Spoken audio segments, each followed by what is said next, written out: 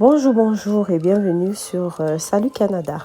Aujourd'hui, je parle de Entrée Express et des changements qui risquent d'arriver très très bientôt. Donc, le premier changement, c'est le fait qu'en juillet, donc dans environ 10 jours, les invitations à présenter une demande de résidence permanente vont recommencer. Donc, pour ceux qui n'ont pas encore leur profil, c'est le temps de le faire, c'est le temps de peaufiner tout, le temps de mettre tout en ordre afin d'ouvrir son profil pour les sélections qui auront lieu dès juillet. Bon, on n'a pas de date exacte là en juillet, on n'a pas de journée exacte, mais ce qui est sûr, d'ici la fin du mois de juillet, il y aura probablement un tirage d'après ce qui a été annoncé récemment par le ministre de l'Immigration. Donc ça, c'est une bonne nouvelle. L'autre changement qui risque d'avoir dans ce programme, c'est qu'il y a présentement un projet de loi qui s'appelle le projet de loi C-19 qui a été soumis au Sénat et qui est en passe de devenir une loi. Donc, ce projet de loi-là donnera à Immigration, Réfugiés et Citoyenneté Canada le pouvoir d'inviter des candidats entrée express dans le bassin en fonction d'un objectif économique comme la profession, la maîtrise de la langue ou le diplôme. Donc, en fait, ça, c'est c'est un pouvoir que les provinces ont déjà. Ils ont déjà, à travers les programmes de nomination des provinces, ils ciblent spécifiquement des fonctions, des professions, certaines personnes qui ont certains diplômes ou la maîtrise, par exemple, de la langue française, pour que les gens, ces candidats-là, et puis leur octroient comme 600 points pour qu'ils puissent venir occuper des postes dans ces provinces-là. Mais maintenant, IRCC veut le rendre de façon générale, de telle sorte que Entrée Express sera plus un programme ciblé et aura pour fondement ou sera basé vraiment sur les domaines dans lesquels dont les candidats sélectionnent.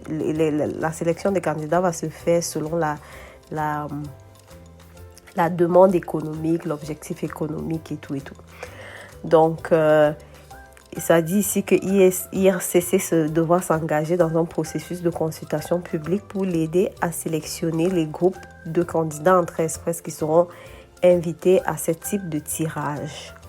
Et de plus, IRCC devra faire un rapport annuel au Parlement décrivant l'objectif économique recherché dans chaque cas.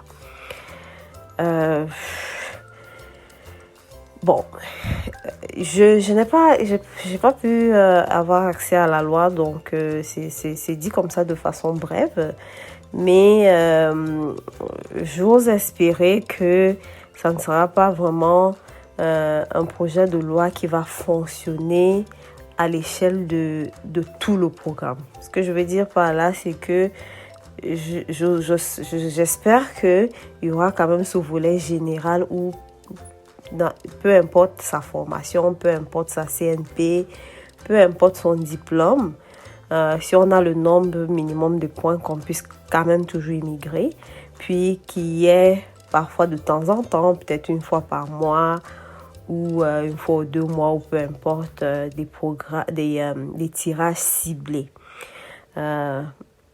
C'est vrai que immigrer au Canada, c'est un processus sélectif, c'est très très sélectif en réalité pour venir au Canada, mais j'ose espérer que les changements ne vont pas décourager plus d'un dans leur procédure d'immigration, parce que quand on parle comme ça des objectifs économiques, on voit beaucoup des CNP très très particulières, mais c'est pas tout le monde.